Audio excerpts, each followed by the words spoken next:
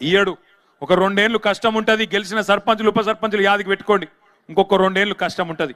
ఆ తర్వాత మళ్ళా కేసీఆర్ గారే రాబోతున్నారు. అప్పుడు మళ్ళా చేసుకుందాం. 2 ఏళ్ళు ఉంటుంది కష్టం. ఆడు చెప్తారు ఇక కథలు కాంగ్రెస్ వాళ్ళు సర్పంచులకు ఏమని, మీరు మా పార్టీలకు రండి, మీకు డెవలప్మెంట్ చేస్తాం, ఇది చేస్తాం, మన్ను చేస్తాం, మశానం చేస్తాం. ఏమీ లేదు అక్కడ.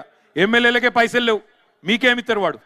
మీరు చూడండి, ఎన్ఎం శ్రీనివాసరెడ్డి చెప్పిండు, నేను చెప్తలేను. మా బతుకు పెళ్లిళ్ళు పేరంటాలు తిరగనికి తప్ప దేనికి వనికి రాకుండా పోయిందని ఎమ్మెల్యేలే చెప్తా ఉన్నారు. ఇక ఇంకో ఎమ్మెల్యే ఉన్నాడు, జడ్చర్ల ఎమ్మెల్యే. ఆయన ఒకటే చెప్తున్నాడు, ఆంధ్ర కాంట్రాక్టర్లకే పెద్దపీట వేస్తున్నాడు ఈ ముఖ్యమంత్రి. నేను చెప్పలే, ఆంధ్ర కాంట్రాక్టర్లకే పెద్దపీట వేస్తున్నాడు ఈ ముఖ్యమంత్రి అని జడ్చర్ల ఎమ్మెల్యే చెప్తా ఉన్నాడు. ఇక ఈ జిల్లా మంత్రి ఉన్నాడు ఇంకో ఆయన, జూపల్లి. ఆయన పాపం నిజాయితీకి ఒక ముచ్చట చెప్పిండు జూపల్లి కృష్ణారావు. ఏం చెప్పిండు, మొన్న ఎక్కడో ఆదిలాబాద్ పోయిండు జూపల్లి. పోతే అక్కడ ఆదిలాబాద్లో వాళ్ళు అడిగినారు, అక్కడ లోకల్ ఎమ్మెల్యే గారు అడిగినారు, సార్ మాకు ఒక రెవెన్యూ డివిజన్ ఇవ్వాలి, గతంలో కేసీఆర్ గారు కొత్త జిల్లాలు చేసిండు, మా కాడ కూడా డిమాండ్ ఉంది, ఒక రెవెన్యూ డివిజన్ మిస్ అయింది, అది మీరు ఇవ్వాలి అన్నారు.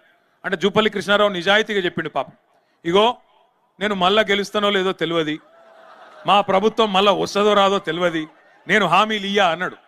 మంత్రి గారికి నేను చెప్తా ఉన్నా, నీకు తెలుసో తెలియదో మాకు తెలియదు కానీ ప్రజలకు, పాలమూరు ప్రజలకు మాత్రం పక్కాగా తెలుసు, మీ పార్టీని పండబెట్టి తొక్కేది ఈసారి ఖాయం.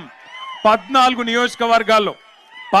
నియోజకవర్గాల్లో కొడంగల్తో సహా ఈసారి కాంగ్రెస్ పార్టీని బొందబెట్టబోతా ఉన్నారు ప్రజలు.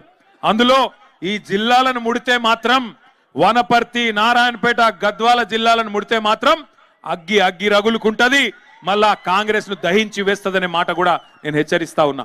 దయచేసి ఒక